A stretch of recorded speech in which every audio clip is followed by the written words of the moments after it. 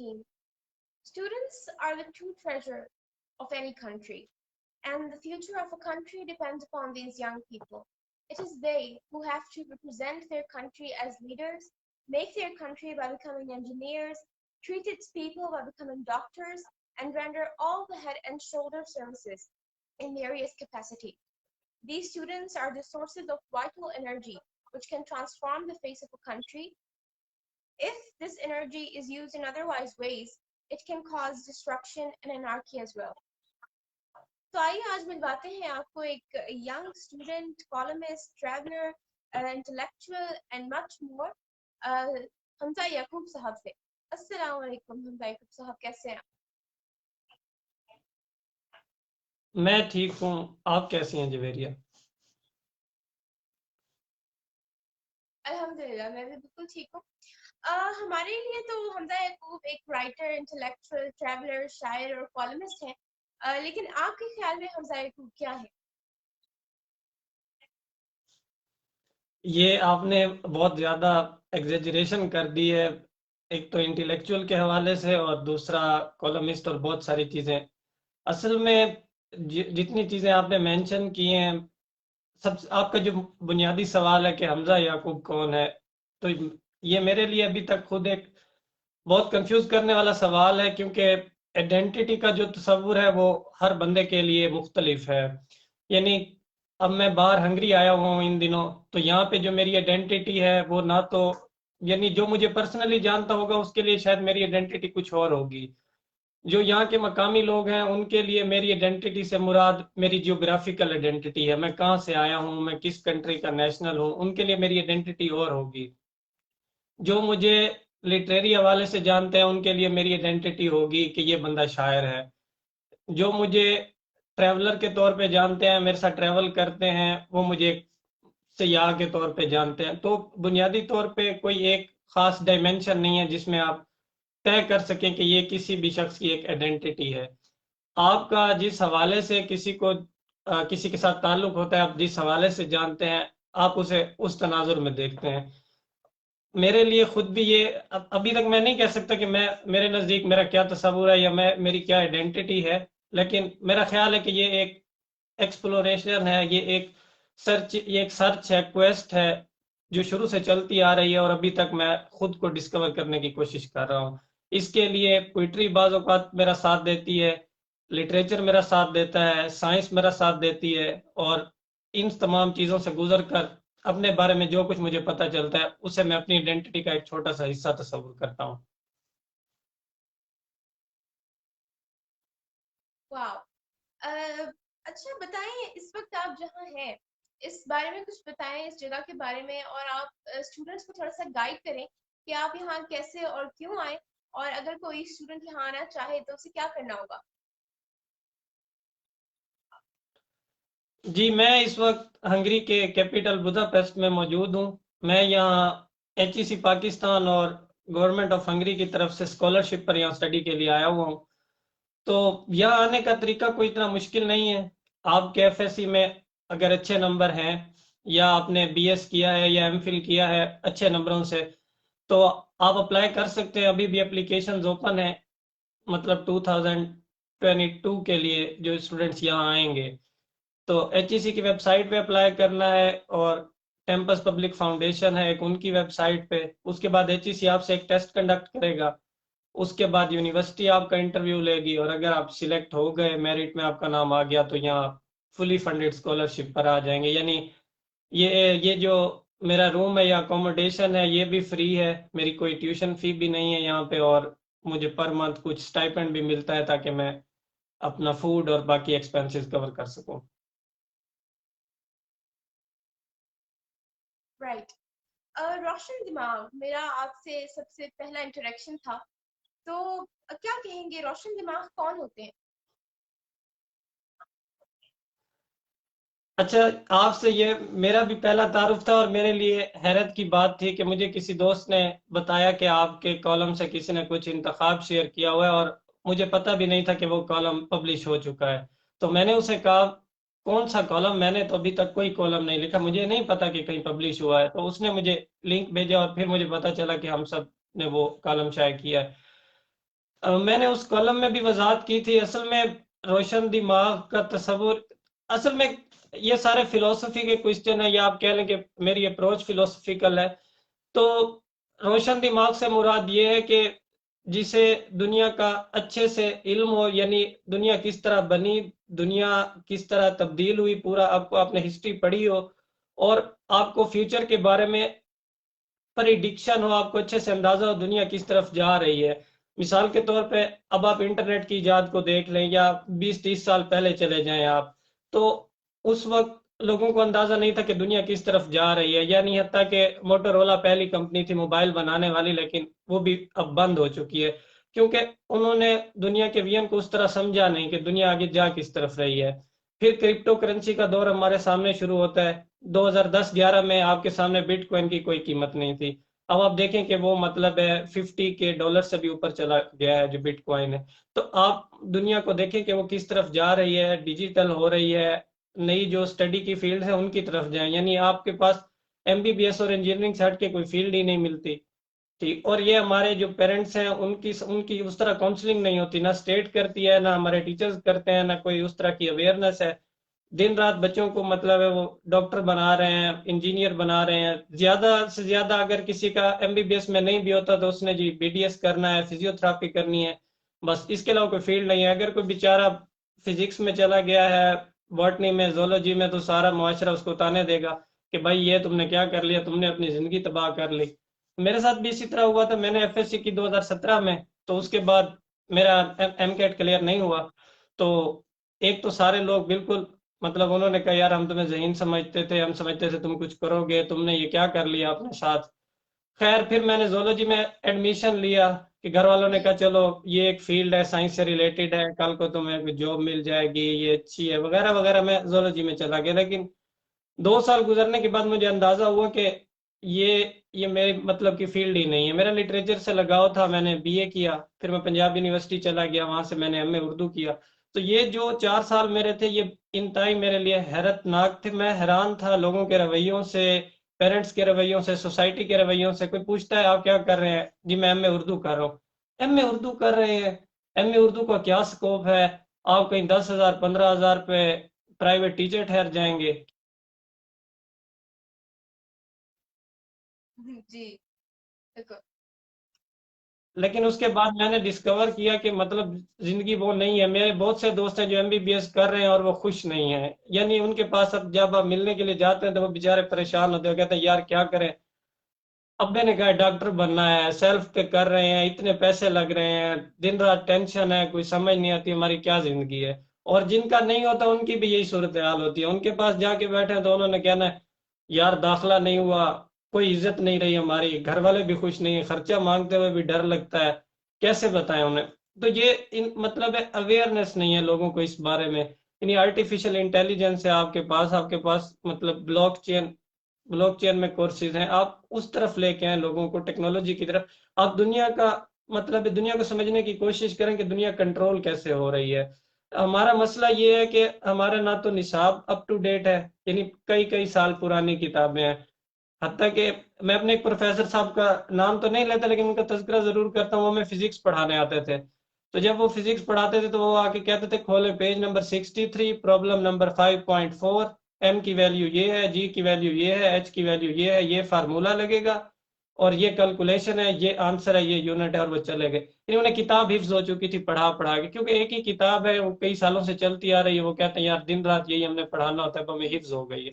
تو یہ صورتحال نہیں ہونی چاہیے. ڈیلی بیسس پہ ریسرچ ہو رہی ہے، تھیوریز رد ہو رہی ہیں، لیکن ہمارے نصاب کو فرق ہی نہیں پڑتا. ہماری یونیورسٹیوں کا نصاب بھی بالکل اولڈ ہے. HEC نے پتہ نہیں کب سلیبس ایک بار بنا کے ایشو کیا اور وہ یونیورسٹیاں ہمیں پڑھا رہی ہیں. تو یہ بہت زیادہ مسائل ہیں. تو روشن دماغ کا مطلب یہ ہے کہ آپ ان سارے یعنی باؤنڈریز کو بریک کریں، آپ ان سے باہر نکلیں، آپ دنیا کو سمجھیں، اور بالکل مطلب بلا تعصب یعنی پری جوڈس نہ ہو آپ کے اندر.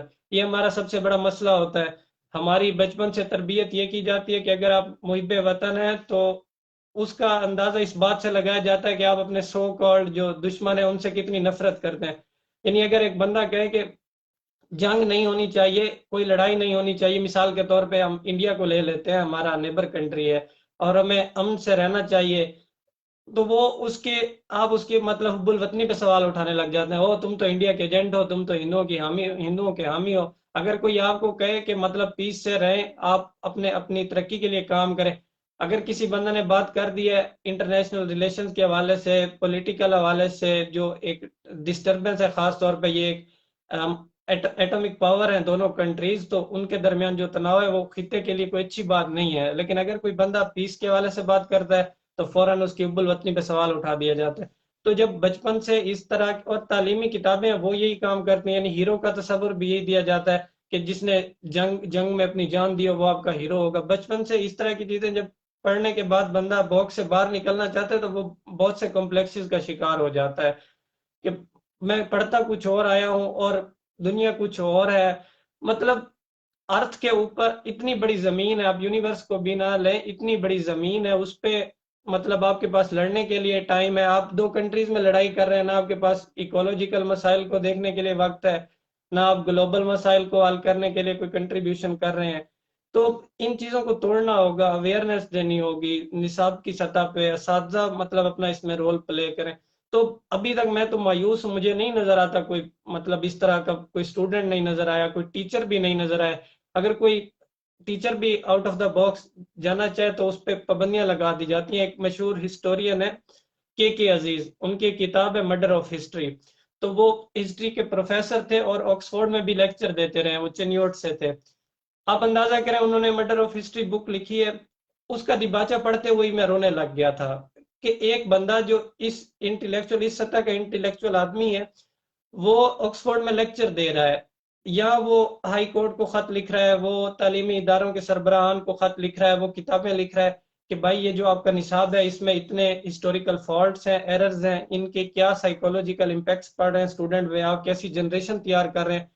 और लोग उस पे हंसते थे। यानी उसने उस किताब में एक वाक्य लिखा कि एक बंदा मेरे पास है, उसने कहा यार ये मतलब कैसी किताबें लिखी हो, इनका क्या फायदा, क्या फर्क पड़ता है अगर हमने कोई तारीख गलत पढ़ा दिया बच्चों को, क्या हो गया अगर कोई एरर रह भी गए। तो बजाय तवज्जो देने के, मसाइल को समझने के, उन्हें हमेशा इग्नोर किया गया, उन्हें डिनाई किया गया, और अब हालात मजीद बदतर होते जा रहे हैं। जी।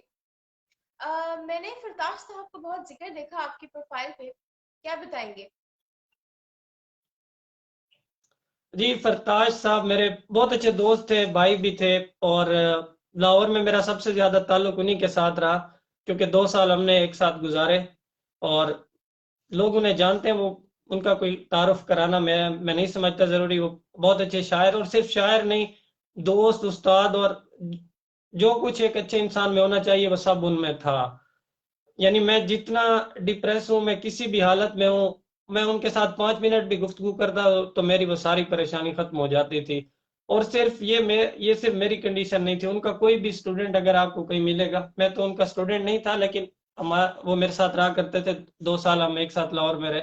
लेकिन उनके स्टूडेंट भी अगर मिलते थे तो मैं हैरान होता था कि मतलब क्लास के बाहर बहुत कम स्टूडेंट होते हैं जो टीचर की इज्जत करते हैं, क्योंकि टीचर की इज्जत एक असूल है सोसाइटी का, माँ बाप फोर्स करते हैं। लेकिन बखुशी बहुत कम तालिब इल्मों को मैंने देखा है कि वो असातिज़ा की इज्जत करें।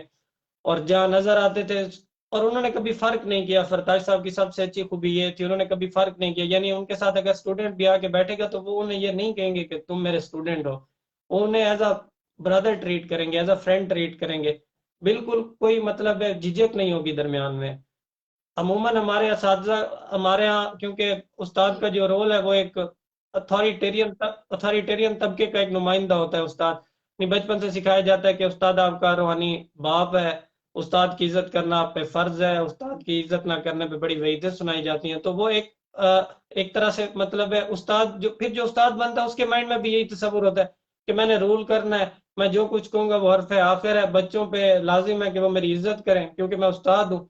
तो बहुत बहुत मुश्किल होता है किसी के लिए कि वो टीचर हो के फिर वो उस तरह का प्रोटोकॉल या उस तरह का एटीट्यूड या बिहेवियर, यानी वो एक्सपेक्ट ना करे स्टूडेंट से। लेकिन फरताज साहब में ऐसी मैंने कोई चीज नहीं देखी थी, कभी कभी नहीं लगा कि मैं किसी बड़े बंदे के साथ बैठा हूँ, या वो मुझसे एज में बड़ा है, ओहदे में, इंटेलेक्चुअल हवाले से, पोइट्री में, किसी हवाले से भी बिल्कुल एक दोस्तों वाला ताल्लुक था। और यही चीज मैंने उनके साथ रह के इंजॉय की। जी। مختلف کلچر سے روشناس ہونے کے بعد آپ نے ایسا کیا سیکھا جو ہمیں آپ سے ضرور سیکھنا چاہیے؟ دیکھیں مجھ سے تو کچھ نہیں سیکھنا چاہیے، پہلی بات یہ. دوسری بات یہ کہ آپ کو تجربہ ضرور کرنا چاہیے، تجربے ضروری ہیں، مختلف کلچر سے روشناس ہونا چاہیے. میرے لیے تو ایک طرح کا یہ میں نے اس کا نام دیا جب مجھے 2 ہفتے یہاں ہوئے کلچرل سوسائڈ، کیونکہ جب میں پاکستان میں تھا بہت زیادہ میں سلیکٹو تھا، کھانے پینے کے حوالے سے، رہن سہن، کپڑے پہننا، جو کچھ بھی، ہر حوالے سے بہت زیادہ سلیکٹو تھا. اور ہمارے یہاں ورائٹی بہت کم ہے. یعنی مثال کے طور پہ یونیورسٹیوں میں زیادہ تر آپ کو نظر آئیں گے آپ نے جینس شرٹ پہنی ہے یا پینٹ شرٹ پہنی ہے، وہاں پہ شلوار قمیض بھی پہن کے جائیں گے تو آپ بعض اوقات آپ کو کنسیڈر کرنے لگ جاتے ہیں. اسی طرح کھانے کا معاملہ ہے تو زیادہ تر، یعنی اگر آپ نے ریسٹورینٹ پہ گیدرنگ کرنی ہے دوستوں کے ساتھ تو وہ ایک ٹرینڈ ہے، جی ہم نے آج کڑھائی کھانی ہے، چکن کڑھائی کھا رہے ہیں، بیف کڑھائی کھا رہے ہیں. تو کھانے کے معاملے میں بھی اتنی ورائٹی نہیں رہی اور باقی معاملات میں بھی. تو جب میں یہاں آیا تو فلیکسیبل نہیں تھا. میں یہاں پہنچا اور 10 دن کے لیے مجھے کوارنٹائن کر دیا گیا اور مجھے سمجھ ہی نہیں آ رہی تھی. یعنی میں نے کبھی کھانا نہیں بنایا، میں کھانا کیسے بناؤں، کہاں سے منگواؤں، نہ مجھے زبان آتی ہے نہ کوئی اور چیز. تو یونیورسٹی نے مجھے ایک بڈی دیا تھا یہاں پہ کہ وہ میرے لیے سامان وغیرہ لے کے مجھے دے جاتا تھا اور پھر میں نے کوکنگ شروع کی. پھر کھانے کے معاملے میں بھی فلیکسیبل ہونا پڑا. تو جب آپ مختلف کلچر سے روشناس ہوتے ہیں تو سب سے بڑی چیز ہے فلیکسیبلٹی آتی ہے آپ کے اندر. آپ ایکسیپٹ کرنا شروع کرتے ہیں کہ اس کے علاوہ بھی کچھ ہے دنیا میں. یعنی بہت سی چیزیں مثال کے طور پہ جو شاید ہمارے کلچر میں ممنوع سمجھی جاتی ہیں اور ریلیجیسلی انہیں نہیں، مثال کے طور پہ کھانے کی بات کر لیتے ہیں، کچھ چیزیں ریلیجیسلی اچھی نہیں سمجھی جاتی کہ انہیں نہیں کھانا چاہیے. تو آپ کے ذہن میں ان کے حوالے سے بالکل ایک عجیب سا تصور موجود ہوتا ہے کہ یہ بالکل نہیں کھانی چاہیے، یہ کھائی نہیں جا سکتی، یہ ایگزسٹ ہی نہیں کرتی. لیکن جب آپ کسی اور کلچر میں آتے ہیں جی آپ دیکھتے ہیں کہ وہی چیزیں کچھ لوگوں کے لیے بہت نارمل ہیں، تو وہ آپ کے لیے بڑا ایک عجیب سا تجربہ ہوتا ہے کہ یار یہ کیا، یہ بھی ہوتا ہے. تو یہ آپ کے اندر فلیکسیبلٹی آتی ہے. دوسرا یہ وہاں پہ مثال کے طور پہ پاکستان میں میرے زیادہ تر جو دوست ہیں ہلکا احباب ہیں ان میں منورٹیز اتنی نہیں ہیں، یعنی زیادہ تر میرے دوست مسلم ہیں. لیکن یہاں پہ جو آپ کہہ لیں کہ میری کلاس ہے اس میں ہم 21 انٹرنیشنل اسٹوڈنٹس ہیں. تو ریلیجیس حوالے سے بھی اتنی ورائٹی ہے کہ بندہ فلیکسیبل ہو جاتا ہے ہر حوالے سے. جب آپ میجورٹی کا حصہ ہوتے ہیں تو آپ اتنے فلیکسیبل نہیں ہوتے. آپ مطلب ہے پاور کے سینٹر میں موجود ہوتے ہیں، آپ میجورٹی کا حصہ ہے، آپ پاور، آپ کے نظریات کو زیادہ اہمیت جاتی ہے. لیکن جب آپ مینورٹی کے طور پہ آپ کو ٹریٹ کیا جاتا ہے تب آپ کو پتہ چلتا ہے کہ آپ کی ریئل ورتھ کیا ہے. تو یہاں آ کے میں نے یہ سیکھا کہ جب آپ یعنی طاقت کے مرکز سے ہٹ کے آپ مینورٹی کا حصہ بنتے ہیں تو پھر آپ کس کیفیت سے گزرتے ہیں. جی بالکل درست فرمایا آپ نے. پاکستان کے بارے میں یہ تاثر کیوں ہے کہ یہاں پر کچھ نہیں بدلے گا؟ دیکھیں جب آپ اتنی بڑی جیوگرافیکل لوکیشن کے بارے میں بات کر رہی ہیں کہ اتنا بڑا ایک ایریا ہے زمین پہ اور وہاں پہ رہنے والے جو لوگ ہیں انہیں بدلنا چاہیے. تبدیلی کے لیے ہمیشہ پاور اپنا رول پلے کرتی ہے. تبدیلی اگر آپ ایوولوشن کا انتظار کریں یا وقت گزرنے کا انتظار کریں تو یہ ایک بہت صبر آزما کام ہے. تو اس کے لیے پاور کو اپنا رول پلے کرنا ہوتا ہے. اب انفارچونیٹلی جو ہمارے پاور کے سورسز ہیں وہ نہیں چاہتے کہ اس طرح کی تبدیلی ہے، کیونکہ لوگ بھی شاید اس طرح اسے ایکسیپٹ نہ کریں. اب کئی جنریشنز گزر چکی ہیں جو جھوٹ سنتے ہیں اور جھوٹ پڑھتے ہیں اور ابھی تک ہمارے نصاب میں بہت سارے ایررز موجود ہیں. اور اگر کوئی سچ بھی ڈالا جاتا ہے تو سوری ٹو سے اسے ختم کر کے سلیبس کا حصہ بنایا جاتا ہے. یعنی اسے اصل میں کچھ بھی اس لیے نہیں پڑھایا جاتا کہ کچھ نیا بتایا جا سکے، وہ صرف اس لیے پڑھایا جاتا ہے کہ جو سٹوریز آپ کو سنائی جاتی ہیں وہ صرف ان کا ثبوت بن سکیں.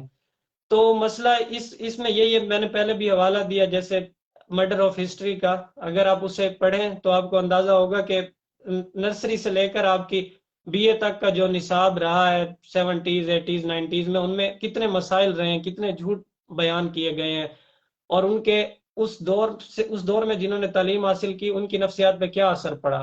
اور اگر آپ اب بھی کتابوں کا جائزہ لیں تو اب بھی صورتحال کچھ مختلف نہیں ہے، اب بھی اسی طرح کے مسائل موجود ہیں۔ تو سب سے پہلی بات یہ کہ اویئرنیس ہوتی ہے تبدیلی کے لیے، یا لوگوں کو جو شعور ہوتا ہے اس کے لیے کام کیا جاتا ہے۔ ہمارے یہاں نہ اسٹیٹ چاہتی ہے، نہ اسٹیبلشمنٹ چاہتی ہے، نہ ہم لوگ خود پرسنلی طور پہ چاہتے ہیں۔ یعنی اگر آپ کسی سے کہیں کہ یار میں آج کل فلسفی پڑھ رہا ہوں، میں آج کل مطلب ریسرچ کے حوالے سے کچھ چیزیں دیکھ رہا ہوں دنیا میں جو چل رہی ہیں، تو یہ تو کسی نے کنسیڈر ہی نہیں کرنا ان چیزوں کو۔ انہوں نے آپ سے یہ پوچھنا ہے آپ کی فائنینشیل کنڈیشن کیا ہے، آپ کا سوشل سٹیٹس کیا ہے۔ اور یہی کیا جاتا ہے جب کسی ملک کو یا کسی قوم کو ترقی سے روکنا ہو تو انہیں ہمیشہ فائنینشیل کرائسس میں ڈالا جاتا ہے۔ ان کے پاس جب کھانے کے لیے روٹی نہیں ہے تو وہ کیا سوچیں گے مطلب تبدیلی کے لیے، یا ان میں کیا انٹیلیکچوئل حوالے سے وہ کوئی تھنکنگ آئے گی، وہ کیسے سوچیں گے؟ جس بندے کے پاس کھانے کے پیسے نہیں ہیں اسے فرق نہیں پڑتا کہ نیچے نے کیا کہا ہے، روسو نے کیا کہا ہے، اسے یہ اس کا مسئلہ ہی نہیں ہے۔ تو یہ کام یار انہوں نے کیا ہوا ہے۔ ہمارے ہاں جو پاور کے سورسز ہیں، ان ایکول ڈسٹریبیوشن ہے یعنی پیسوں کی، اور اسٹیٹ بھی مطلب فنڈ نہیں کرتی ہے۔ میں یہاں یورپ آیا ہوں، میرے لیے یہ بڑی حیرت کی بات تھی۔ میری ایک کلاس فیلو ہے جرمنی سے، تو وہ مجھے بتا رہی تھی کہ اگر وہ جاب نہ کرے یا کرے یہ اس کی مرضی ہے، اگر وہ نہیں بھی کرے گی تو اس کی روٹی کا جو بھی خرچہ ہے وہ اسے اسٹیٹ دے گی، یعنی اسے اسٹیٹ سے اتنے پیسے ضرور ملیں گے کہ وہ بھوکی نہیں مرے گی۔ لیکن ہمارے ہاں تو یہ تصور نہیں ہے۔ آپ دیکھیں کتنے لوگ روزانہ خودکشی کر جاتے ہیں غربت کی وجہ سے، آئے دن اخباروں میں خبریں لگ رہی ہوتی ہیں کہ اتنے لوگوں نے خودکشی کر لی، تھر پارکر میں یہ ہو رہا ہے، جی چولستان میں یہ ہو رہا ہے، حتیٰ کہ ہمارے اپنے پنجاب میں اس طرح کے واقعات بہت عام ہیں۔ تو جب آپ لوگوں کو بنیادی سہولیات ہی نہیں دیں گے زندہ رہنے کی تو وہ کس طرح مطلب آؤٹ آف دا باکس جانے کی سوچیں گے؟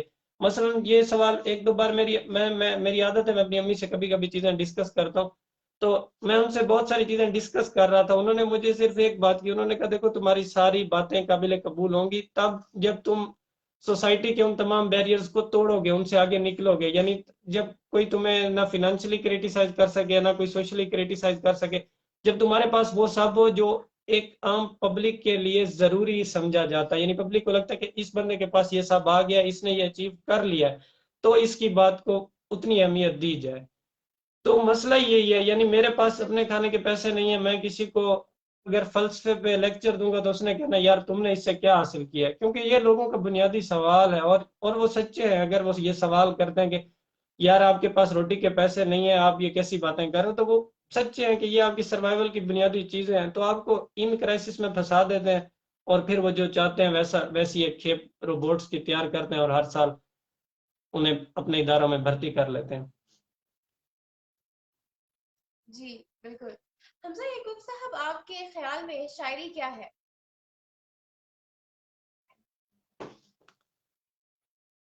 شاعری کیا میں تو شاعری کو کیتھارسس کا ایک ذریعہ سمجھتا ہوں، اور بعض اوقات یہ ہے کہ یہ آپ کو یہ ایک طرح کی یہ بھی ایک کویسٹ ہے، سرچ ہے۔ بعض اوقات یہ آپ کو کسی نئی دنیا میں لے جاتی ہے، یعنی بعض اوقات ایسا خیال آپ کے دماغ میں آتا ہے جو آپ نے پہلے نہ کبھی پڑھا ہوتا ہے نہ کبھی سنا ہوتا ہے۔ میں یہاں فرائڈ کے کوٹیشن دہرانا چاہوں گا۔ فرائڈ کو میں پڑھ رہا تھا تو فرائڈ کہتا ہے کہ wherever I go I found a poet has been there before me۔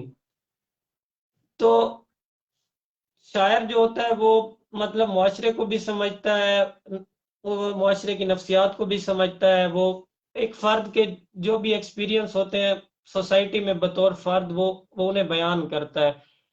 شاعر نہ تو یعنی شاعر کو آپ کسی باکس میں بند نہیں کر سکتے۔ ہمارے ہاں شاعری کے تصورات بھی بہت عجیب ہیں۔ اب کسی سے کہیں آپ شاعر ہیں، ان کا پہلا سوال ہوتا ہے آپ محبت میں ناکام ہوئے ہیں؟ اچھا آپ شاعر ہیں، آپ کو کوئی دھوکہ ملا ہے؟ یعنی شاعر کا ایک تصور ہی انتہائی عجیب و غریب بنا دیا گیا ہے۔ یعنی سوسائٹی میں کسی کو بتاتے ہوئے شروع میں تو یعنی یہ کنڈیشن تھی، یعنی کوئی پوچھتا ہے اچھا آپ شاعر ہیں، یعنی وہ ایک ان کے انداز میں یہ حقارت ہوتی تھی، اچھا آپ شاعر ہیں، یا ان کے انداز میں ایک طرح کا آپ کہہ لیں کہ تسلی، یا وہ اچھا آپ شاعر ہیں یعنی کوئی بات نہیں خیر ہے ہو جاتا ہے، جیسے اس طرح کا انداز ہوتا ہے۔ تو شاعر جو ہے وہ تو میرا خیال ہے پورے سماج کی نمائندگی کرتا ہے۔ ضروری نہیں کہ میں جو شعر کہوں وہ صرف میری اپنی کنڈیشن کے بارے میں ہو، وہ سماج کے بارے میں ہو سکتا ہے، وہ سماج سے جڑی دیگر چیزوں کے بارے میں ہو سکتا ہے، وہ کسی درخت کی حالت میں ہو سکتا ہے، وہ کسی بھی چیز کے بارے میں ہو سکتا ہے۔ تو شاعر میرا خیال ہے کہ آپ کہہ لیں کہ سماج کا ایک نمائندہ ہے، جو اس پورے سماج کی کیفیت کو بھی سمجھتا ہے, جو سماج میں بطور فرد بھی رہتا ہے اور سماج میں بطور سماج بھی زندہ ہوتا ہے. تو میرا تو یہی خیال ہے کہ شاید یہی ہوتا ہے. جی I don't know about other people's بالکل. opinion, but that's my own opinion. جی بہت انٹرسٹنگ بات کی ہے آپ نے, اور چونکہ آپ ایک پوئٹ خود بھی ہیں, سو کچھ شیئر کریں گے ہمارے ساتھ, کلام شاعر بزبان شاعر؟ جی چلے میں 2-4 شعر یہاں سنا دیتا ہوں. رفتار جتنی تیز رکھو کوئی حد نہیں, رفتار جتنی تیز رکھو کوئی حد نہیں, میں روشنی ہوں مجھ کو کسی سے حسد نہیں. رفتار جتنی تیز رکھو کوئی حد نہیں, میں روشنی ہوں مجھ کو کسی سے حسد نہیں. گھبرا کے کیمرے کی طرف دیکھتا ہے کیا, تصویر کھینچ لے گا تیرے خال و خد نہیں. آزاد رہنے والوں کی خاطر بھرا جہان, محصور ہونے والوں کی کوئی رسد نہیں. تو یہ کوئی 2-3 شعر مجھے یاد آ رہے ہیں, کیونکہ کافی عرصہ ہو گیا میں نہ تو کسی مشاعرے میں گیا ہوں اور نہ کسی کو سنانے کی نوبت آئی ہے, تو شعر مجھے زیادہ تر یاد نہیں ہے. جی بہت خوب. جی تو اب تک حمزہ صاحب آپ کی کیا اچیومنٹس رہی آپ کے خیال میں, آپ نے کیا اچیو کیا, اور اگر آپ کو لگتا ہے کہ آپ نے کچھ اچیو نہیں کیا, تو اپنی زندگی میں آگے کیا اچیومنٹس آپ کو, آپ کے خیال میں آپ کریں گے؟ یہ سوال ہی بہت, یہ سوال بذات خود ایک کانفلکٹ پیدا کر سکتا ہے. اچیومنٹ کیا ہوتی ہے؟ تو اچیومنٹ کا جو تصور ہے, ایک تو سماج سے وابستہ ہے, یعنی سماج کیا سمجھتا ہے کہ اچیومنٹ کیا ہوتی ہے. مثال کے طور پہ کسی کا میڈیکل کالج میں ایڈمیشن سماج کے نزدیک اچیومنٹ ہو سکتی ہے, کسی نیشنل کمپٹیشن میں پوزیشن لینا سماج کے نزدیک اچیومنٹ ہو سکتی ہے, یا میں اب جیسے ہنگری آ گیا ہوں تو بہت سے لوگوں کے نزدیک یہ بھی ایک اچیومنٹ ہے کہ جی چلے آپ نے ایک اسکالرشپ حاصل کر لی اور آپ باہر آ گئے. لیکن میں سمجھتا ہوں کہ کچھ اچیو کرنے کی بجائے, یعنی مثال کے طور پہ میں ایک سفر کر رہا ہوں کسی راستے کے اوپر, اور مجھے یہ لگتا ہے کہ جو میرا منزل مقصود ہے میری, وہاں پہ میرے لیے کچھ موجود ہے, اگر میں وہاں پہنچ گیا تو میں نے کچھ اچیو کر لیا, تو میں اسے درست نہیں سمجھتا. میں اسے زیادہ اہم سمجھتا ہوں کہ میں جب سفر کر رہا ہوں تو ارد گرد جو چیزیں ہیں, جو میرا راستہ ہے, میں اسے انجوائے کروں, اسے فوکس کروں اپنی جرنی کو.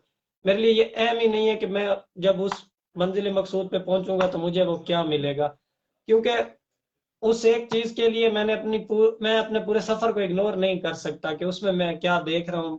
میں ایک گول پہ فوکس رکھوں. یہ جو گول کا تصور ہمارے ہاں سکھایا جاتا ہے, تو وہ آپ کو باقی زندگی کی باقی چیزوں سے کاٹ دیتا ہے. اکثر آپ نے سنا ہوگا ماں باپ کہتے ہیں جی چلیں اب آپ کا انٹری ٹیسٹ آ رہا ہے, آپ نے اور کچھ نہیں کرنا, زندگی سے کٹتے ہیں, کسی سے نہیں ملنا, دوستوں کو ٹائم نہیں دینا, آپ کی کتابیں ہیں اور آپ ہیں اور بس, اور ہم نے میرٹ بنا کے باہر نکلنا ہے. تو میں اسے اہم نہیں سمجھتا. میں سمجھتا ہوں کہ زندگی کو آپ اس کے ساری لوازمات کے ساتھ انجوائے کریں.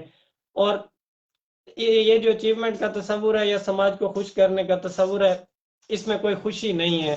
سماج کبھی خوش نہیں ہوگا. آپ نے ایک گول اچیو کر لیا جو سماج چاہتا ہے, تو انہوں نے پھر آپ کے آگے اور گول رکھ دینے. آپ کی ساری زندگی سماج کو اپنی اچیومنٹ دکھانے میں گزر جائے گی کہ دیکھیں جی میں اچیو کر رہا ہوں, میں نے یہ اچیو کیا ہے, میں نے یہ اچیو کیا, میں نے یہ کیا, میں نے یہ کیا, اور آپ کو پتہ بھی نہیں چلے گا اور آپ کی زندگی ختم.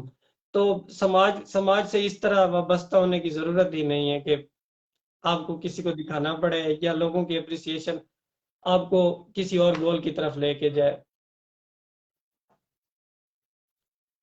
جی یقیناً ابھی آپ کی جو بات ہے کہ زندگی کو تمام لوازمات کے ساتھ انجوائے کرنا چاہیے, یقیناً آپ کی یہ بات اسٹوڈنٹس کو تو کم از کم بہت پسند آ رہی ہو.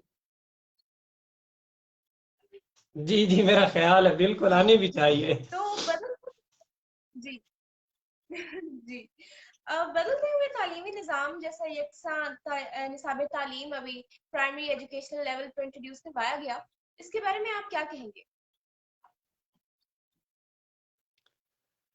اس پہ بہت سارے دوست تفصیلی آرٹیکلز وغیرہ بھی لکھ چکے ہیں. جو یکساں تعلیمی نصاب ہمارے ہاں انٹروڈیوس کرایا گیا, یہ میں تو اس کے حق میں نہیں ہوں. اگر آپ ایک لائن میں میرا جواب جاننا چاہیں, اس کی وجہ یہ ہے, یعنی جو میری دلیل ہے وہ شاید آپ کی دلیل بھی ہو اس کے حق میں. یکساں تعلیمی نصاب کا مطلب یہ ہے کہ آپ سب جتنے بھی اسٹوڈنٹس ہیں انہیں آپ ایک ہی کتاب پڑھنے پہ پابند کر رہے ہیں، ایک ہی طرح سوچنے پہ مجبور کر رہے ہیں کہ بس آپ نے یہی سمجھنا ہے اور یہی سیکھنا ہے، اور یہی ہمارے یہاں بنیادی تعلیم کا تصور ہے. یعنی اگر آپ ان کہانیوں پہ، ان معلومات پہ یقین رکھتے ہیں تو آپ نے پرائمری کا امتحان پاس کیا. اگر آپ نے کچھ اور پڑھ کے پرائمری کا امتحان پاس کیا تو معذرت کے ساتھ ہم اسے کنسیڈر نہیں کرتے، ہم نہیں سمجھتے کہ آپ ہمارے یہاں پرائمری بھی پاس ہیں. تو جب آپ کے پاس مختلف کتابیں، مثال کے طور پہ جب میں نے پرائمری کی تو گورنمنٹ کی جو کتابیں تھیں وہ اور تھیں. میں جس اسکول میں نے پرائیویٹ پرائمری کی تو وہاں پہ آکسفورڈ کی کچھ کتابیں تھیں، کچھ باہر کے ملکوں کی کتابیں تھیں، تو فرق ہوتا ہے. یعنی جب آپ ہماری کنٹری کا جو ایک نصاب ہے وہ دیکھیں جو عام طور پہ رائج کیا جاتا ہے، اور جو باہر کے کسی ملک میں یا کسی اور سسٹم کا ہے تو اس میں فرق ہوتا ہے. اس سے یہ مقصود نہیں ہے کہ جو باہر کا ہوگا ضروری ہے کہ وہ ہر بار بہتر ہو. آپ کا بھی نصاب بہتر ہو سکتا ہے، لیکن اس سے جب آپ کے پاس مختلف کتابیں موجود ہیں، مختلف معلومات موجود ہیں، تو وہ فلیکسیبلٹی پیدا کرتی ہیں، ٹولرنس پیدا کرتی ہیں. آپ کو یہ پتہ چلتا ہے کہ جو کچھ میں نے پڑھا ہے اس کے علاوہ بھی اگر کسی نے کچھ پڑھا ہے یا وہ کسی اور طرح سے سوچتا ہے تو وہ بھی میرے برابر ہے. یعنی آپ نے 5 کتابیں پڑھی، آپ پرائمری کر لی، کسی نے کوئی اور 5 پڑھی تو وہ بھی پرائمری پاس ہو سکتا ہے. لیکن جب آپ کے پاس ایک ہی نصاب ہے اس سے ہٹ کے آپ کہیں جا ہی نہیں سکتے. یہ ٹیچرز کو بھی مطلب ہے. نصاب کا تو جو تصور ہے میں تو اس پہ بھی مطلب سوال اٹھاتا ہوں کہ نصاب ہونا ہی کیوں چاہیے. یعنی مثال کے طور پہ میں سائیکالوجی کر رہا ہوں، میں نے اپنے پروفیسر سے سوال کیا کہ ایک اسٹوڈنٹ ہے وہ آپ کے ادارے میں آتا ہے، 3 سال گزارتا ہے، آپ اسے 50-60 کتابیں پڑھا دیتے ہیں، 50-60 آرٹیکل بھی پڑھاتے ہیں، 1-2 وہ خود بھی لکھ لیتا ہے، اور آپ اسے ڈگری دے دیتے ہیں اور اسے سائیکالوجسٹ قرار دے دیتے ہیں. ایک اور بندہ ہے وہ 1000 کتابیں خود پڑھتا ہے، آپ کے نصاب سے ہٹ کے پڑھتا ہے، وہ خود 1-2 کتابیں لکھتا ہے، آرٹیکل بھی پڑھتا ہے، لیکن وہ آپ کے ایک انسٹیٹیوٹ کے اندر 3 سال نہیں گزارتا تو آپ اسے سائیکالوجسٹ نہیں مانیں گے. آپ کہیں گے نہیں جی آپ بتائیے، آپ کلینک نہیں کھول سکتے، آپ کو ہم سائیکالوجسٹ نہیں مان سکتے، کیونکہ آپ نے اس نصاب کو نہیں پڑھا، آپ کے پاس وہ معلومات نہیں ہے جو آپ کے پاس ہونی چاہیے. اس طرح یہ جو انسٹیٹیوٹ ہے یا یہ جو نصاب کا تصور ہے وہ آپ کو ایک دائرے میں بند کرتا ہے. پھر یکساں نصاب وہ تو مزید کام خراب کرنے والی بات ہے. ٹولرنس نہیں رہے گی لوگوں میں. پہلے ہی اتنے مسائل ہیں، آپ دیکھیں فسادات ہو رہے ہیں، ریلیجیس حوالے سے لوگوں کو مارا جا رہا ہے، مینورٹیز کے ساتھ فورس کنورجنس کی جا رہی ہیں. یکساں نصاب تو مزید آپ کو یہ سنگولیرٹی کی طرف لے کے جاتا ہے، جو سب سے بڑا مسئلہ. یعنی آپ کو یہ بتایا جاتا ہے کہ یہ بات ٹھیک ہے، اس کے علاوہ کوئی ریئلٹی نہیں ہے. آپ کو سنگل ریئلٹی کا تصور دیا جاتا ہے. آپ کہتے ہیں کہ بس یہ ٹھیک ہے، دیٹس اٹ، اس کے علاوہ کچھ نہیں ہو سکتا. اور اگر کوئی بندہ آپ کو بعد میں یہ کہتا ہے کہ نہیں اس کے علاوہ بھی کوئی ریئلٹی موجود ہو سکتی ہے تو آپ اس پہ کوشچننگ کرتے ہیں، آپ اسے خاموش کرانے کی کوشش کرتے ہیں. تو یہ جو سنگل نصاب کا، سنگل کریکولم کا جو تصور ہے یہ بنیادی طور پہ ملٹیپل ریئلٹی کے تصور کو کل کرنے والی بات ہے. یہ آپ کو ایک ہولسٹک اپروچ دیتا ہے کہ آپ ہی ٹھیک ہیں اور دیٹس اٹ. میں تو مجھے اس کی سمجھ نہیں آئی. میں نے کچھ نصاب کی کتابیں بھی دیکھی، میری ایک دوست ہے وہ پڑھاتی ہیں ایک سکول میں، تو انہوں نے مجھ سے اس حوالے سے ڈسکس کیا تھا کہ یہ دیکھیں جی یہ ہمارا نیا نصاب ہے، یہ ہماری کتابیں ہیں، تو آپ کی کیا رائے ہے. تو میں نے انہیں بھی یہی کہا تھا. تو یہ میرے لیے تو یہ ایک تشویشناک بات ہے. آپ نے پہلے بات کی کہ تبدیلی کیوں نہیں آتی یا پاکستان کے لوگ تبدیل کیوں نہیں ہو سکتے. یہ تو تبدیلی کے عمل کو مزید روکنے کے مترادف ہے، معذرت کے ساتھ، لیکن مجھے تو اس سے یہی سمجھ آتا ہے. جی بالکل. کیا آپ رول ماڈلز پہ یقین رکھتے ہیں؟ اف یس تو پھر کس سے انسپریشن لیتے ہیں آپ؟ نہیں، میں کسی بھی رول ماڈل پہ یقین نہیں رکھتا، کیونکہ جو رول ماڈل ہے وہ بنیادی طور پہ ایک ماں بیانیہ ہے، اور اس دور میں جہاں ہم سانس لے رہے ہیں اس میں ماں بیانیہ کی گنجائش نہیں ہے. جب آپ کسی رول ماڈل کا تصور بناتے ہیں تو وہ آپ کو، یعنی آپ اپنی پرسنالٹی کو مسخ کر رہے ہوتے ہیں. آپ نے کسی کو اپنا ایک ماڈل بنایا کہ جی یہ بندہ بڑا اچھا ہے، دیکھیں جس نے یہ زندگی گزاری ہے، اس کے تھاٹس تھے اور مجھے بھی ایسا ہونا چاہیے، یا اس کی طرح مجھے بننا چاہیے. آپ کو کسی اور کی طرح بننے کی ضرورت ہی نہیں ہے. آپ وہ بنے جو آپ خود بننا چاہتے ہیں. رول ماڈل کا تصور انتہائی عجیب و غریب ہے، مجھے نہیں سمجھ آئی اس کی. شروع میں شاید میں نے بھی کچھ رول ماڈلز بنائے تھے، لیکن ٹائم کے ساتھ ساتھ مجھے اندازہ ہوا کہ رول ماڈل آپ لوگوں سے انسپریشن لیں، آپ کو اگر ان کے کسی خیال سے متفق ہونا ہے، آپ اس سے ہو لیں، آپ کو کچھ اچھا لگتا ہے اسے اپریشیٹ کر لیں، دیٹس اٹ. لیکن آپ کو نہیں ضرورت، آپ کے لیے ضروری نہیں ہے کہ آپ بالکل ویسے ہوں یا کسی کو فالو کریں. میں تو نہیں سمجھتا کہ یہ کوئی ضروری ہے. جی بالکل. میں کچھ کوشچنز سب سے ہی کرتی ہوں اور شاید سب کو ریپیٹیشن بھی لگے، لیکن بیکاز میں نے لکھنا ہوتا ہے تو پھر ایک طرح سے مجھے ریسرچ کرنی ہوتی ہے، تو اس لیے میں کچھ کوشچنز ریپیٹ کر دیتی ہوں. تو آپ سے بھی پوچھوں گی کہ ثقافتی سطح پر بحیثیت شہری یا بحیثیت طالب علم ہماری کیا ذمہ داری ہے؟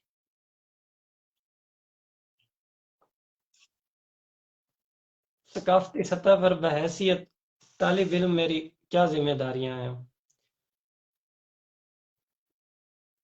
یہ انتہائی عجیب سوال ہے. معذرت کے ساتھ میں سمجھنے کی کوشش کر رہا ہوں کہ کیا واقعی بطور طالب علم ثقافتی یا سماجی سطح پر میری کچھ ذمہ داریاں ہیں. اصل میں جب آپ نے مجھے طالب علم کہا تو اس میں وہ سماج کا طے کیا ہوا طالب علم کا تصور دار آتا ہے، اور اس کے ساتھ جب ذمہ داری کا لفظ آتا ہے تو وہ مجھے احساس دلاتا ہے کہ مجھے یا تو ٹیچرز کا اس طرح سے احترام کرنا چاہیے، یا جو ایک طالب علم کا بطور سٹیریو ٹائپ جو ایک تصور ہے ایک طالب علم کو ایسا ہونا چاہیے، وہ مجھے اس کی یاد دلاتا ہے کہ اگر مجھ پہ کوئی ذمہ داری عائد ہوتی ہے. میں تو سمجھتا ہوں بطور طالب علم مجھے چیزوں کو سمجھنا چاہیے، مجھے سوال اٹھانے چاہیے، مجھے سماج سے سوال کرنا چاہیے، مجھے ٹیچر سے سوال کرنا چاہیے. ان تمام چیزوں کے بارے میں جو مجھے پڑھائی جاتی ہیں ان کی دلیل مانگنی چاہیے، بجائے ان پہ اندھا دھند یقین رکھنے کے. ہمارے یہاں طالب علم جب کسی کو اسٹوڈنٹ کہا جاتا ہے اسے بچپن سے یہ فورس کیا جاتا ہے کہ آپ نے ٹیچر کی بتائی ہر بات پہ ہاں کہنا ہے، یس کہنا ہے، ٹیچر سے اختلاف نہیں کرنا. یعنی ابھی تک میری چھوٹی سسٹر ہے، وہ میٹرک کر رہی ہے. اس نے ایک بار اپنے ٹیچر سے بحث کی کیونکہ اسے کچھ چیزیں فزکس کی میں نے پڑھائی تھی اور ٹیچر نے کچھ اور طرح سے بات کی. تو گھر والوں نے اسے ڈانٹا کہ ٹیچر سے بحث نہیں کرتے. یعنی ٹیچر نے گھر کمپلین کی کہ یہ بچی یہاں کھڑی ہو گئی اور آگے نہیں بڑھنے دے رہی تھی. اور وہ سوال فزکس کا تھا کہ زمین سورج کے گرد گھومتی ہے یا زمین ساکن ہے. اور ٹیچر ریلیجیس حوالے سے اسے یہ کنونس کرنے کی کوشش کر رہے تھے کہ جی دیکھیں زمین سورج کے گرد نہیں گھومتی، سورج زمین کے گرد گھومتا ہے. اب اگر آپ ریلیجن کو سائنس سے ریلیٹ کرنا بھی چاہ رہے ہیں تو آپ بچوں کو فورس تو نہ کریں. ایٹ لیسٹ ایک بچی نے دلیل دی، آپ کے پاس سائنٹیفک دلیل نہیں ہے، وہاں پہ کلاس میں اسے یہ کہنا کہ دیکھیں اس سے آپ کا ایمان ضائع ہو جائے گا، اس سے آپ کے مسلم ہونے پہ کوشچن مارک لگ جائے گا، تو یہ انتہائی عجیب و غریب بات ہے. تو جو بچپن سے یہ سکھایا جاتا ہے کہ ٹیچر کی ہاں میں ہاں ملائیں، اور اگر کوئی بچہ تھوڑا سا اختلاف کرتا ہے تو اس کی یا آپ اس کے ریلیجن پہ سوال اٹھا دیتے ہیں یا آپ اس کی سمجھ بوجھ پہ سوال اٹھا دیتے ہیں. تو یہ بڑی عجیب بات ہے. بطور طالب علم میں تو سوال کرنا یا بچوں کو سوال اٹھانا سکھاؤں گا کہ آپ نے سوال کرنا ہے، آپ نے سماج سے سوال کرنا ہے، اس آئیڈینٹی کے بارے میں، ان تمام چیزوں کے بارے میں جو آپ کو سماج سکھاتا ہے. آپ نے اپنے استاد سے سوال کرنا ہے، اور اس کا وہ جو ایک اس عہدے کا جو ایک روب ہے اس میں نہیں آنا. کیونکہ جب عہدے کا ایک روب آتا ہے یا آپ ایک ڈفرنس کریٹ کرتے ہیں اسٹوڈنٹ اور ٹیچر کے درمیان، تو پھر سیکھنے کا عمل نہیں ہوتا، پھر صرف آرڈرز ہوتے ہیں جو بچوں نے صرف انہیں ہاں میں بس ایکسپٹ کرنا ہوتا ہے. میرا تو یہ خیال ہے. جی میرا اگلا کوشچن بھی یہی تھا کہ ہمارے یہاں مذہب کو اتنا کنفیوزڈ وے میں کیوں پریزنٹ کیا جاتا ہے؟ مشتاق احمد یوسفی صاحب کی ایک لائن یاد آ رہی ہے. وہ کہتے ہیں کہ میں ایک عربی سے ملا تو اس نے مجھے کہا کہ یوسفی صاحب مسلمان تو ہم بھی ہیں لیکن آپ اجمی لوگ کلمہ پڑھ کر باولے ہو گئے ہیں. تو مسئلہ یہی ہے اصل میں نا، یہ وہی سنگولر ریئلٹی والی بات ہے یا ایک سنگل اپروچ والی بات آ رہی ہے.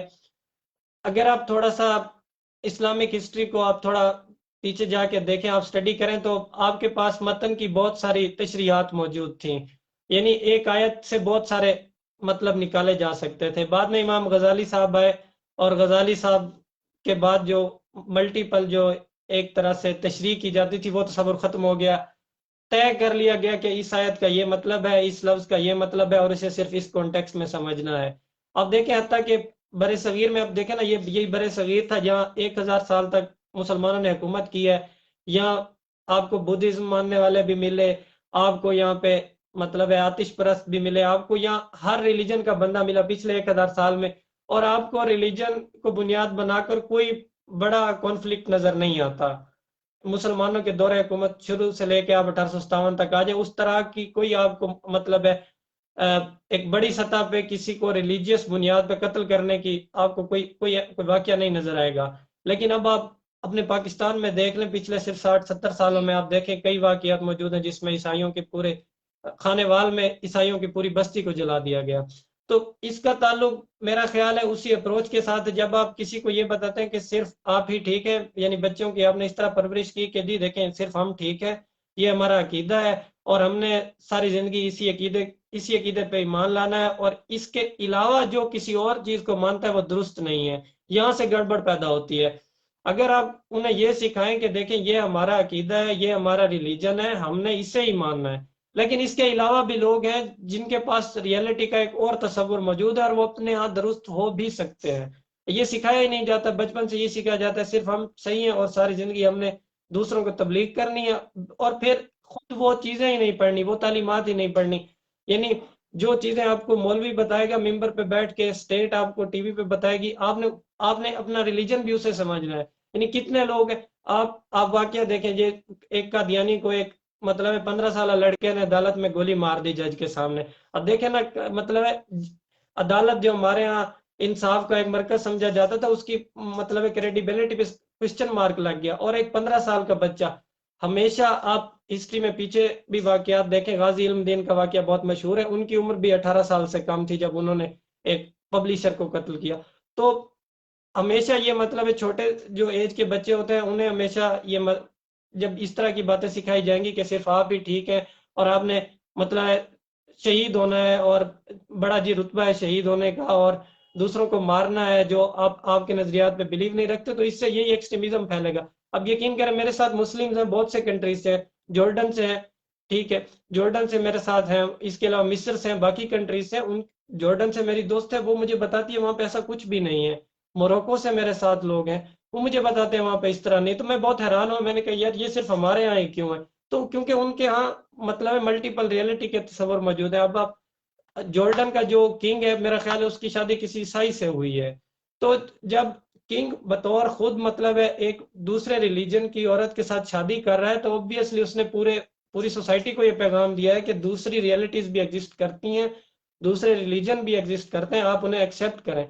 हमारे यहाँ तो ये तस्वुर ही नहीं है। हमारे यहाँ तो अगर कोई इस तरह का काम, मिसाल के तौर पे अगर किसी ने पहले किसी क्रिश्चियन से या किसी और रिलीजन के लड़की से शादी की भी हुई है, अगर वो किसी पब्लिकली किसी बड़े ओहदे पे आएगा तो वो कोशिश करेगा कि उसे तलाक दे या उससे अलहदगी इख्तियार करे, ताकि पब्लिक की नज़र में वो एक बड़ा पायस और बड़ा रिलीजियस आदमी नजर आए कि देखें जी इस बंदे ने तो उसे भी छोड़ दिया अपने रिलीजन के लिए। देखें ये बड़ा सच्चा है, ये बड़ा। आप पीछे देखें अकबर बड़े सगीर में, आप देखें ना बहुत से मुगल बादशाहों के पास मतलब है हिंदू बीवियां थी। तो ये मतलब है जब आप दूसरों को एक्सेप्ट करते हैं और स्टेट खुद करती है, अकबर की मैंने मिसाल दी या मैंने जॉर्डन की किंग की मिसाल दी, तो इसीलिए दी कि जब स्टेट खुद ऑन करेगी और लोगों को बताएगी कि दूसरे लोग भी एग्जिस्ट करते हैं और वो भी ठीक हो सकते हैं, जरूरी नहीं कि सिर्फ एक ही हकीकत हो, तो फिर मतलब है लोगों में भी टॉलरेंस आएगी। यहाँ तो स्टेट ही यही सिखाती है। यानी अब मैं यहाँ पे कोई तल्ख बात नहीं करना चाहता, लेकिन बहुत सारे मामलात हैं, यानी वहां पे जबरदस्ती आप मतलब है आपको रिलीजन बताना पड़ता है। यानी मैंने आर्मी में अप्लाई किया तो उन्होंने पहले मुझसे मेरा सेक्ट पूछा। अब आप अंदाजा लगाए ना ये क्या कैसा सवाल है। यानी मैं ऑनलाइन पहला फॉर्म फिल कर रहा हूँ और आप मुझसे पहला सवाल कर रहे हैं व्हाट इज योर सेक्ट। अगर आपने पहले 3 टेस्ट क्लियर किए इनिशियल, अब आप आगे जा रहे हैं, आप फाइनल के लिए रिकमेंड होना चाहते हैं, फिर एक फॉर्म फिल करवाते हैं, उसमें फिर सेक्ट पूछते हैं। इसी तरह मतलब है जब आप बहुत से यानी इन जॉब्स आती हैं, आप देखें अक्सर अखबार में इश्तिहार आएगा दर्जा 4 की नौकरियां मतलूब हैं और उसके लिए एलिजिबल सिर्फ मिनोरिटीज हैं। तो ये इस तरह के जब मतलब स्टेट की तरफ से इस तरह के जब रवैये होंगे तो फिर ऑब्वियसली लोगों ने उस तरह ट्रीट करना है। हमारे हॉस्टल में मैं मुल्तान पढ़ रहा था, तो एक ईसाई आता था कूड़ा वगैरह उठाने के लिए। तो एक दिन उसने कूड़े से एक डिस्पोजेबल मतलब एक वो कप उठाया या गिलास था और उसमें पानी भरने लगा। तो मैं वहां ठहरा था, मैं बड़ा ऑकवर्ड लगा यार, मतलब कूड़े में एक चीज पड़ी है वहां से उठा के पानी भर रहा है पीने के लिए। मैंने उसे रोक दिया, मैंने उसे गिलास दिया जो वहाँ मतलब है कूलर के ऊपर रखा हुआ था। मैंने कहा यार इसमें पियो। तो वार्डन वहां ठहरा था, वार्डन ने मुझे कहा तुम्हें पता नहीं है ये ईसाई है, तुमने उसे वो गिलास दे दिया, वो तो नापाक हो गया। अब आप देखें ना, जब इस तरह के जब आप रवैये रखेंगे तो क्या टॉलरेंस आएगी। तो اس طرح کے مطلب یہی چیزیں سکھائی جاتی ہیں ہمارے یہاں. جب پاکستان بنا منورٹیز ہمارے پاس 5% سے اوپر تھیں اور اب 2% سے بھی نیچے. تو یہ بہت تلخ سوالات ہیں. بس میں اس جی پہ کیا کہوں, دل کڑتا ہے اور خاموش ہو جاتا ہوں. جی بالکل آپ ٹھیک کہہ رہے ہیں. بحیثیت شہری ریاست سے کیا توقعات رکھتے ہیں آپ؟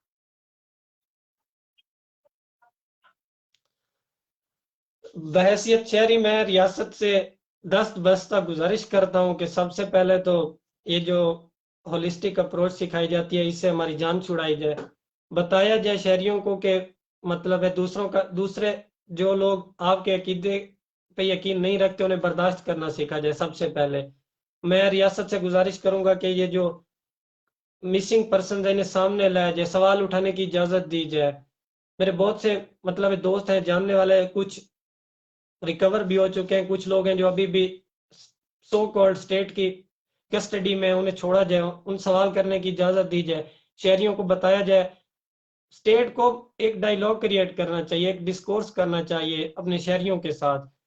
جس طرح میں نے اسٹوڈنٹ اور ٹیچر والی بات کی کہ اسٹوڈنٹ اور ٹیچر میں اس طرح کا فرق نہیں ہونا چاہیے. یعنی جب آپ طے کر دیں گے کہ استاد برتر ہے اور اسٹوڈنٹ کمتر ہے تو وہ سیکھنے کا عمل نہیں رہے گا. اسی طرح اسٹیٹ کو بھی شہریوں کے ساتھ ایک ڈسکورس کے تحت چلنا چاہیے. جب اسٹیٹ خود کو سینٹر آف پاور مان کے اپنی اتھارٹی طے کر کے شہریوں سے صرف اوبیڈینس مانگے گی تو ان دا اینڈ لانگ رن میں بغاوت ہوگی. اور کیا ہوگا تو اس سے مطلب ہے ہمارے اپنے لوگ مریں گے, ہماری اپنی جانیں ضائع ہوں گی, ہم لوگ خود مسائل کا شکار بنیں گے. تو میں اسٹیٹ سے صرف یہی کہوں گا کہ ایک ڈسکورس کریٹ کرے عام پبلک کے ساتھ. پبلک کو مطلب ہے جب آپ پبلک کو آپ سمجھتے ہیں کہ یہ تیسرے درجے کے لوگ ہیں اور ہم جو ہے ہم پہلے درجے کے لوگ ہیں, ہمارے پاس پاور ہے, ہم پاور کے سینٹر ہیں, ہم جو مرضی کریں, ہم نے 300 لوگ ہیں اور وہ پورے کنٹری کا فیوچر ڈیسائیڈ کر رہے ہیں, تو انہیں کم سے کم پبلک کو ایک پلیٹ فارم دینا چاہیے جہاں وہ پبلک کے ساتھ بات کر سکیں. جی بالکل. آپ کے خیال میں ہمارے ملک پاکستان کا ایسا کون سا کرنٹ ایشو ہے جس کو اگر ریزالو کر لیا جائے تو بہت بہتری آ سکتی ہے؟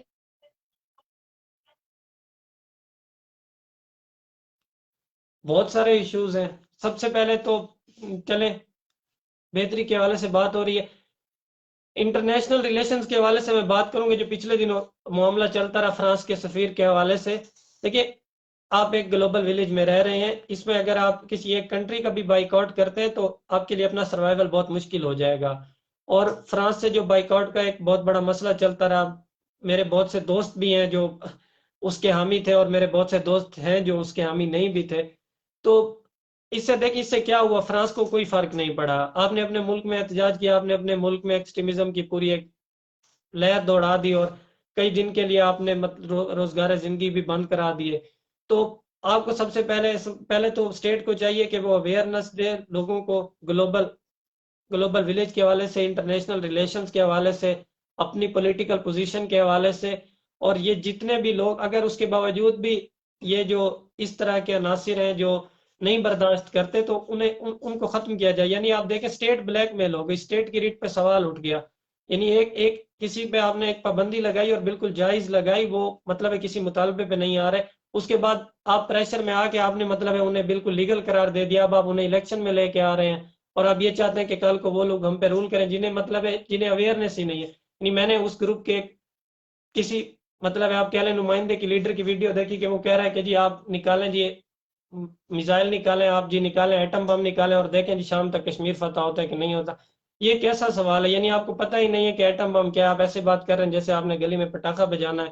تو ایسے لوگوں کو تو اسٹیٹ کو چاہیے کہ سب سے پہلے کم سے کم ایک تو نصاب میں بہتری لائے, اویئرنیس دے, اور جو لوگ ایکسٹریمزم کو پروموٹ کرتے ہیں ان کو فوری طور پہ انہیں ختم کریں, کیونکہ آپ کی یہاں پہ باہر کوئی ویلیو نہیں ہوتی. میں یہاں آیا ہوں, میری شناخت میرا پاسپورٹ ہے, کوئی مجھ سے یہ نہیں پوچھے گا کہ میں ہیومن رائٹس پہ بلیو رکھتا ہوں, میں لبرلزم پہ یقین رکھتا ہوں, میں اسلام پہ یقین رکھتا ہوں, میں کون ہوں. ان کے لیے میری شناخت ہے میرا پاسپورٹ. اور جو امیج وہاں سے یہ کریٹ کیا جا رہا ہے, دیکھیں فرانس والے معاملے کو لے لیں, یہ باقی بہت سارے معاملات ہیں پیچھے, جیسے میں نے وہ ایک لڑکے کی کورٹ میں قتل کرنے والا واقعہ بتایا. تو ایسے بہت سے واقعات ہیں جو آپ کا انٹرنیشنل سطح پہ کوئی اچھا امیج نہیں پیدا کر رہا ہے. یعنی لوگ پہلے ہی آپ سے ڈر جاتے ہیں. یہاں پہ ایک بینک ہے جہاں میں اپنا بینک اکاؤنٹ نہیں کھلوا سکا ڈیو ٹو مائی نیشنلٹی. क्योंकि उन्होंने कहा है कि वहां से जो लोग आते हैं उन्होंने हमारे साथ कई बार फ्रॉड किए हैं, वहां पे रहने वालों ने हमारे साथ फ्रॉड किए हैं। तो ये आपका इमेज है, आप अपने मतलब है, अब जो दुनिया चल रही है उसमें आप कट के नहीं रह सकते, यानी आपके हम पूरी दुनिया का बाइकआउट कर रहे हैं, हम अपनी गंदम भी पैदा करेंगे, हम अपने सारे वसाइल भी पैदा करेंगे, हमने किसी और से कुछ नहीं लेना देना। तो इंटरनेशनल रिलेशंस की अहमियत को समझें और इन मसाइल से सबसे पहले मतलब है इन्हें रिजॉल्व किया जाए, ताकि जो अगर कोई बंदा हिम्मत करके बाहर आता है तो कम से कम वहां पे वो उस प्रीजुडिस का शिकार ना हो जो वहां के रहने वाले क्रिएट कर रहे हैं। जी बिल्कुल। Thank you so much Hamza याकूब साहब आपका कि आपने टाइम दिया और सेशन को इंफॉर्मेटिव बनाने में बहुत हेल्प की हमारी। आपका बहुत शुक्रिया, आपने मतलब मुझे बुलाया और गुफ्तगू का मौका दिया, मैं आपका शुक्रगुजार हूँ, और ये बहुत अच्छा सेशन रहा आपके साथ। खुश रहें, सलामत रहें। जी जी बिल्कुल, it was an honour to have you on the show. और आपकी इजाजत से प्रोग्राम का इख्तिताम मैं फैज अहमद फैज की एक नज़म से करना चाहूंगी, जो कि आज उनकी डेथ एनिवर्सरी है। जी जी जरूर। जी। आज बाजार में पाबजोला चलो, आज बाजार में पाबजोला चलो, चश्मे नम जाने शोरीदा काफी नहीं, तोहमते इश्क पोशीदा काफी नहीं। आज बाजार में पाबजोला चलो, दस्त अफशां चलो, मस्तो रक्सां चलो, खाके बर सर चलो, खूबदामा चलो, राह तकता है सब शहर जाना चलो, हाकिम शहर भी मजमायाम भी, तीरे इल्जाम भी, तीरे इल्जाम भी, संगे दशनाम भी, सुबह नाशाद भी, रोजे नाकाम भी, इनका दम साज अपने सिवा कौन है, शहरे जाना में अब वासिफा कौन है, दस्ते कातिल के शाया रहा कौन है, रखते दिल बांध लो, दिल फिगारो चलो, फिर हम ही कतलो आए यारो चलो, आज बाजार में पाबजोला चलो। थैंक यू सो मच, इजाजत चाहती हूँ, अल्लाह हाफिज। अल्लाह हाफिज।